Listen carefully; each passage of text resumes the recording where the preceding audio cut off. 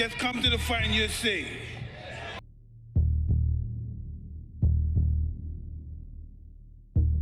Oh man, have you heard about the latest drama between Mike Tyson and Jake Paul? It's wild. So Jake Paul, you know, the YouTuber turned boxer, has been stirring up the boxing world for a while now. He's always been a bit of a trash talker. I want to kiss Mike's big juicy lips. But this time he might have bitten off more than he can chew. Here's the scoop. Jake Paul has been running his mouth about pretty much everyone in the boxing world, including the legendary Mike Tyson. Now, Tyson's not the kind of guy you want to mess with. Even though he's retired, he's still a beast and commands a lot of respect. So Jake made some disrespectful comments about Tyson, basically saying he could take him on in a fight. And Tyson, being the legend he is, didn't take too kindly to that. He fired back with a warning that had everyone talking. Tyson said something along the lines of, "Are you trying to put an end to Jake Paul?" But once he's in that ring, you have to fight like his life is dependent on it, because it will be. Day 3, you still want to with me? Jake, you're playing with fire. You need to watch what you say, because I'm not someone to mess with. It wasn't just the words, but the way Tyson said it. You could tell he meant business. There's something about a heavyweight champion warning you that makes you sit up and take notice, you know? The boxing community went nuts. People were tweeting and posting about it non-stop. It's not every day you see a modern internet celebrity like Jake Paul getting called out by a true boxing legend.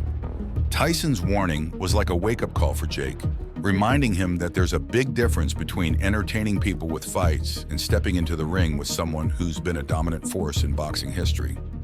Jake, of course, tried to play it cool, saying he respects Tyson and all, but you could tell he was a bit shaken. I mean, who wouldn't be?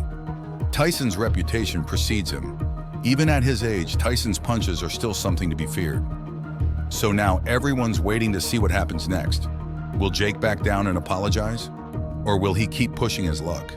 Either way, this whole thing has added even more buzz around Jake Paul's already controversial boxing career. Different date, same fate. I'm gonna knock out Jake Paul. Jake Paul has made a name for himself by taking on fighters that many people wouldn't have expected. But Tyson's warning has put him in a new kind of spotlight.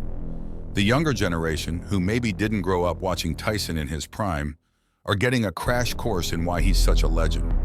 Now for Jake Paul, this situation is a double-edged sword. On one hand, getting called out by Mike Tyson is like getting an endorsement in a weird way. It means you're significant enough to be on his radar. But on the other hand, it's also a huge risk. People in the boxing world are also speculating about the motivations behind Tyson's warning. Some think it's about respect. Tyson's from an era where fighters earned their stripes through years of hard work and dedication. Jake Paul, with his flashy persona and rapid rise, represents a new wave that some purists find hard to swallow. It's like Tyson's trying to comments in endless debates about what would happen. I already gave him his warning. Fight like your life depends on it, because it does.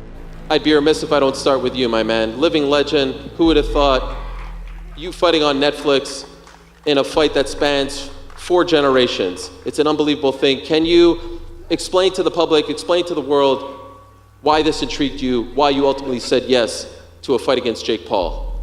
Well, it was a no-brainer. It was just, he was the new up-and-coming guy on the scene, and I like shaking the sports world to its core, and I'm doing it now. It's just something I want to do. What do you say to the people who are saying, frankly, you are too old to be fighting a guy who's 28? Well, I'm beautiful. That's all I can say. We've been calling each other out for years, and we finally got to make it happen on Netflix, the biggest platform in the world, and things just keep on getting bigger and better. The co-main event, I mean, this is quite literally history that we're looking at right here, and Mike wanted this. Mike wanted it to be a pro fight. He wants the war, and so I respect that. I respect them for taking this fight, for stepping up to try to put an end to me, because that's what all these fighters have been trying to do, is end the YouTuber. For Tyson, this is also a way to stay relevant in the modern boxing narrative. Not that he needs to prove anything, his career speaks for itself, but staying in the public eye, especially in a positive light, is always good. Plus, there's a chance he's genuinely concerned about the direction Jake Paul is taking, with his trash-talking antics. Tyson's been through it all, the highs, the lows, the controversies. He might see a bit of his younger, more reckless self in Jake and feel a sort of obligation to steer him in the right direction, even if it's through a stern warning. As for Jake, this might be the reality check he didn't know he needed. It's easy to get carried away when you're on a winning streak and everyone's watching. But having someone like Tyson tell you to pump the brakes, that's a wake-up call. Let's talk about the psychological impact on Jake Paul. He's been riding a wave of confidence, partly fueled by his social media following. However, a warning from Mike Tyson isn't just noise. It's a psychological punch. Jake's known for his bravado, but Tyson's words could plant seeds of doubt. Every fighter, no matter how confident, has that voice in the back of their mind that questions their limits. Tyson's warning might amplify that voice for Jake, making him second-guess his next move or even his overall approach to the sport. Hey, let me tell you about Teddy Atlas and why he wants to give Jake Paul a heads up for his fight with Mike Tyson. So Teddy Atlas is this legendary boxing trainer and commentator. He's been around the sport for decades and has trained some big names, including Mike Tyson himself back in the day. Final one for myself. Jake Paul, Mike Tyson have had that press conference. I spoke to you about it last time when it got announced. Now it's been sanctioned as a professional boxing fight. We've seen Tyson in that press conference. He does look a bit old. He is old. What do you make of that press conference, and what do you make of it being sanctioned as a professional fight? Tyson ain't. Look, we know he's 58, whatever, right? You don't need Teddy Atlas to tell you that. But what that video does tell you, he's a different guy. Which you can expect at that, but he's a different guy. He's not that guy that he was when he was scaring the bejesus out of people, before fight. And when you knew what he was going to do, one thing, he was going to go and get you. Whether he got you or not, he was going. Now he's not. He doesn't appear to be that guy. And what is that? How does that manifest itself as far as a performance? I'll tell you one thing. He still has quick twitch fibers. He still has muscle memory. He was a great heavyweight champion. That he's still, he still remembers how to slip, how to throw and fill a hole when he slipped, how to weave, how to come out of it with a hook. He still has power. The last thing to go, reflexes are gonna go. Speed is gonna be deteriorated, but power is the last thing to go. He still has power. He's still got that quick twitch with speed. The early rounds will be, if it's real. I don't know if it's real. I know one thing that's real. You know what that is? They're gonna make a lot of money. That I know. But as far as anything else, I don't know. But if it is real, the first couple of rounds are going to be dangerous for Paul. Even at 58, I don't care. They're going to be dangerous if it's real. If it's real. And I give credit to Paul. Look, that guy's a genius. I mean, first of all, he didn't disrespect the sport. I hear people come up to me. I've been in the sport 50 years. Say, oh, Teddy, he disrespected the sport. No, he didn't. He went out there. He got a trainer. He worked in the gym for 4 years, 5 years, whatever the hell it's been, to try to become the best fighter that he could be. To learn the sport, to respect the sport enough to learn. Now, did he pick his spots? Was he smart? Yeah. What are we supposed to hate him for that? For being smart and finding a way to go from where he was to this and to make money? But he still was. There was a legitimacy to it. Or what's the legitimacy? Yeah, I know he picked older guys that were UFC fighters and they weren't the greatest strikers. But you know what they were? They were physically strong and apt guys that were fighters mentally. There was still an element of danger getting in the ring with them. They still were fighters. They knew how to deal with that atmosphere where he hadn't been in that atmosphere. So I give him credit for that. And I give him credit for, knowing how to make money. Listen, Teddy, I could talk to you all day about boxing, but there is a queue. There's a lot of media now gathering in for yourself. Thank you very much for giving me your time. Once again, Teddy Atlas, always a pleasure. I will speak to you after the fight. Thank you. This also brings us to the fans and the broader boxing community. Boxing has always had its heroes and villains, its rivalries that capture the public's imagination. Jake Paul has taken on the role of the brash young disruptor, while Tyson is the venerable elder statesman of the sport. This dynamic is fascinating for fans. It's not just about a potential fight, it's about what each of these figures represents. Jake symbolizes the new era of social media-driven celebrity boxing, while Tyson is a relic of a time when boxers were seen as gladiators, earning their fame through grueling fights and years of dedication. Promoters and marketers are surely paying close attention. The buzz generated by this verbal exchange could be monetized in numerous ways. Imagine a special event where Jake Paul and Mike Tyson share a stage for a face-off, or even a documentary series exploring their careers and this unexpected clash. The narrative potential is enormous, blending nostalgia with modern-day spectacle. Jake's next move will be crucial. If he continues to antagonize Tyson, he risks alienating a significant portion of the boxing community. However, if he handles this with maturity, maybe by extending an olive branch or expressing a desire to learn from Tyson, it could earn him newfound respect. It's a delicate balancing act. The young YouTuber could transform this potentially negative encounter into a growth opportunity, showing that he's more than just a provocateur. Additionally, this whole saga highlights a broader conversation about the future of boxing.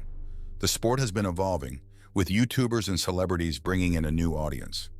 Purists might scoff, but there's no denying that these events generate massive viewership. Tyson's involvement, even if only through a warning, bridges these two worlds.